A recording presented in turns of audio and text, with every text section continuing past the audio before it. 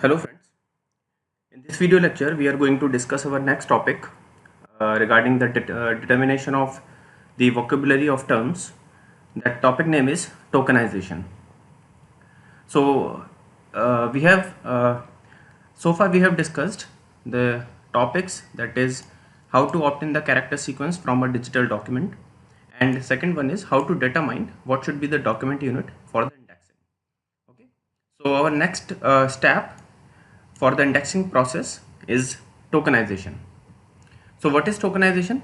So as the definition suggests, it is the task of chopping documents, and these documents are nothing but we have obtained from the character sequence.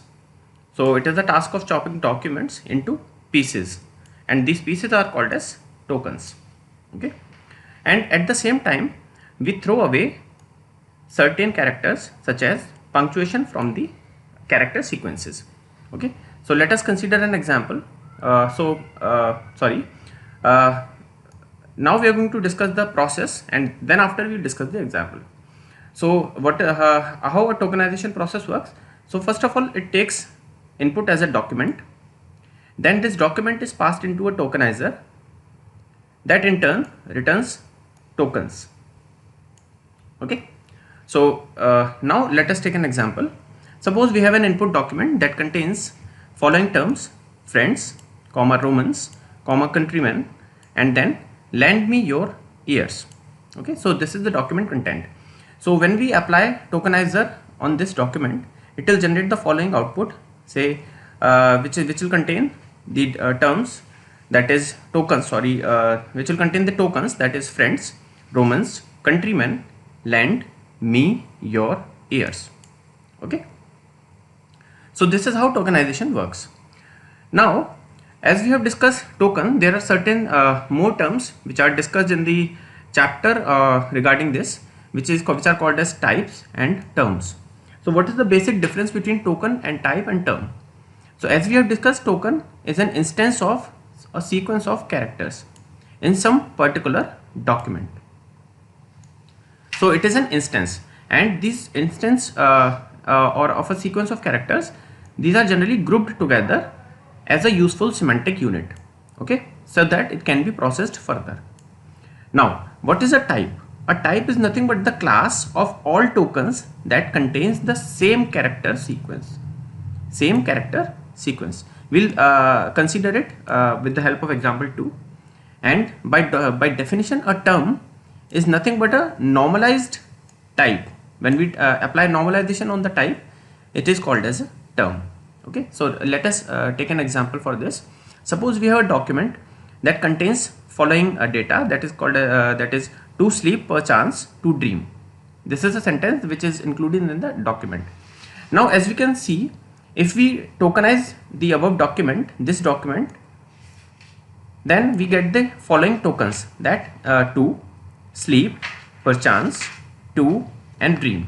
So we have 5 tokens here. Okay, now what is a type? As we can look at the tokens set, we find that 2 is appearing 2 times. Okay, so this is called as the same class of characters, okay, in the same document. So what we'll do, we'll omit 1, 2 from the, or we'll reduce 1, 2 from the set of tokens. So after that we'll get the type. We call it as a type. So it will the type set will contain 2, then sleep, then perchance, and then dream. Okay, now to convert it into a terms so that it can be indexed easily, we'll simply remove these stop words like the, an, and so on. So in this we can easily see that 2 is a kind of a stop word which is contained in the document. So we'll remove it, and well, at last we'll get the sequence of terms, that is sleep, perchance, and dream. And what is the meaning of this stop word? We'll discuss it later in our upcoming chapters. Now what is the problem with tokenization? This is very important question as far as the exams are concerned, which is called as the problem with tokenization. So the major question of tokenization phase is what are correct tokens to use. So if we tokenizing a document, what are the correct tokens that we can take into our consideration? as it looks fairly trivial problem because you chop on white space and throw away punctuation characters. So the question is this enough for tokenization purpose?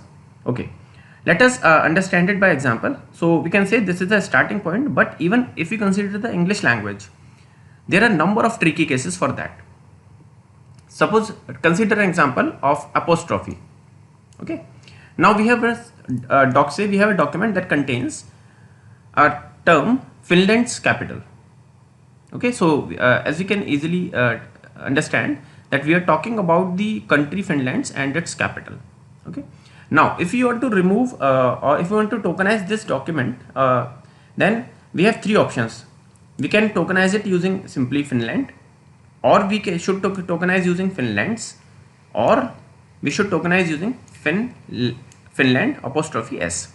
Okay, now the major question is, if we tokenize it using Finland, will it be able to index will it be able to search Finland's, or will it be able to search Finland's? Okay, and now if we can take into consideration only this, or we consider it as a individual token, now we can easily say that if we tokenize Finland's capital according to this form, then it will only be able to search this particular term. It will not be able to search Finland or Finland's.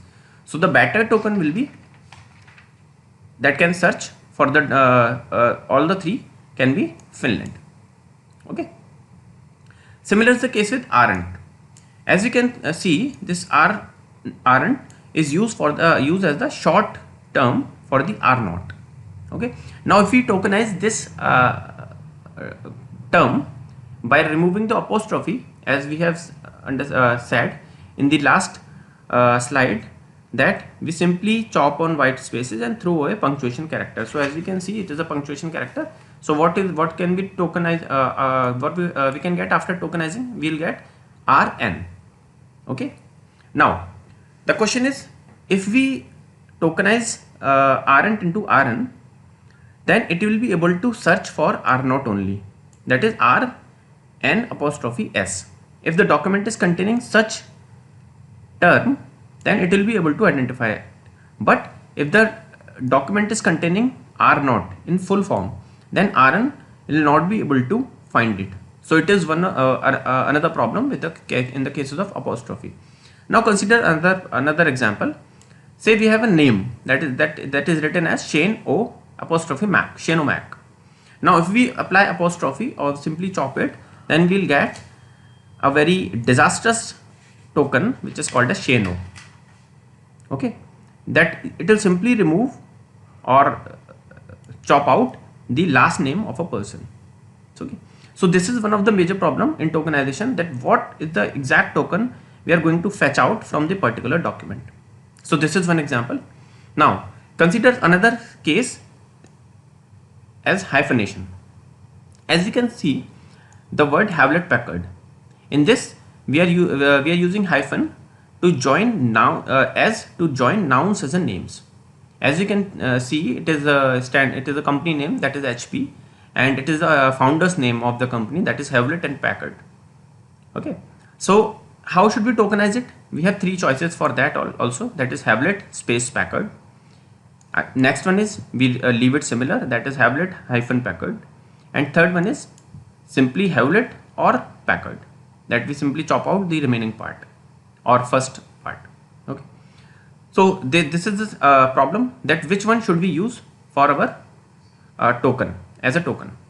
Another problem will be another case, that in this particular document we have using a hyphen to show word grouping to copywriting devices, that we want to say that state of the art is a single will be used as a single term collection, which is the collection of 4 individual terms, that is state of the art. Okay, so this is one of the major problem, that how should we identify it, or how should we tokenize it? Because if we tokenize it, we'll simply get either state or of or the art or or simple art. Third case is coeducation. In this, hyphenation is used as a splitting vowel in words. So some people may write it as co-education, co-hyphen education, co-space education. So which one is the more appropriate token so that it can be used to search particular document. Okay, and fourth case is like this. Some people write lowercase as this without any space. Some people write for the query as lower hyphen case, and some person may use lower space case. So if we tokenize it, what should be the appropriate token? Okay, so we can see there are lot of problems in tokenization regarding maybe apostrophe problems. You can consider it as the hyphenation problems. Now let us take another example in the simple English language. That is the example we are taking it as white spaces.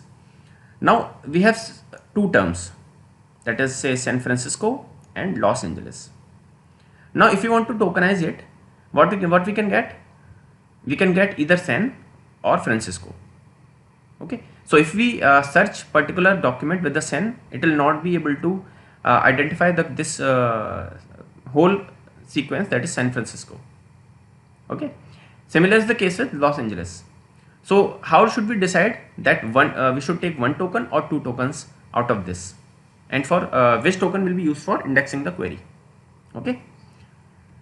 Another problem that we can face for the tokenization purpose in the tokenization is date formats. As we can see, in certain countries we are using different date formats. Say we are using 14th of April, say 2018. In some documents we may use month as first character, that is April 14, 2018. Some may use 4, that is a representation of 4 is for a month of April, day 14 and 2018. Some may write this date as 14.4.2018, and some may also write it as April, 4, 2018. Okay, so if we tokenize it with our normal rules of the tokenization, then we may either get 14 or 4 or 2018, or we may either get April 4, 2018, or either we can get April 14, 2018. So which particular token will be used to identify the document here, or which particular date format is most appropriate for indexing purpose? So this is one of the problem with the tokenization. Now we have certain specific cases that are called as language specific issues for tokenizing purpose. Now as we know, we have so many languages which can be used for maintaining the documents. So in this, each new language presents some new issues. That for if we take the example of French, then French has variant use of apostrophe for a reduced definite article, that is the. So for representation of this the, they use L apostrophe ensemble. So they read it as the ensemble or la ensemble. That la stands for the. Okay, and so we would want documents mentioning both la ensemble and unensemble to be indexed under ensemble. So in this case, if we remove apostrophe, it will lost its sense. That is, it will simply take L and it will chop out ensemble from this. And if we use unensemble for tokenization, then it will take un, and after spacing it will refer ensemble as another token. So this is one of the major issues when we use multi-language documents. Okay. Now another language that make the problem harder in new ways, that is German. German write compound nouns without spaces. Like if they have to write computational or computer linguistic, so they'll use it. They'll write it as computer linguistic. Okay, which refers for computational linguistics. So in general language we write it as computational space linguistics, but in German they used to write it as computer linguistic.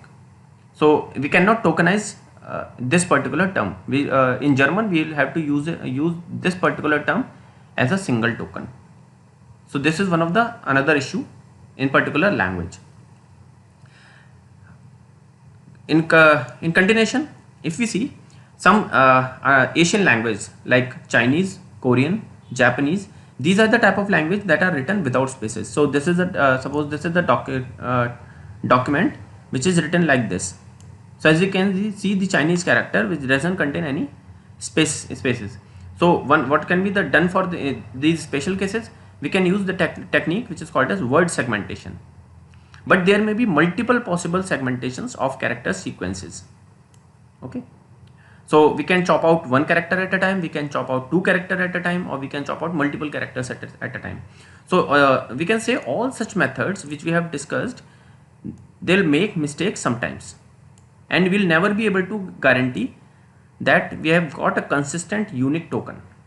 Okay, so none of the method guarantees a consistent unique tokenization. So this is one of the major issue for the while we are working for indexing a document, and if we look at into the tokenization part, so these are some major issues for the tokenizing purpose, for the tokenization, sorry. Okay, so in the upcoming lectures we'll discuss the solutions of this problem by means of normalization and some more terms like lemmatization and so on. Okay, so that is all for this lecture. Thank you so much, and if you like our videos then kindly subscribe our channel. Thank you so much.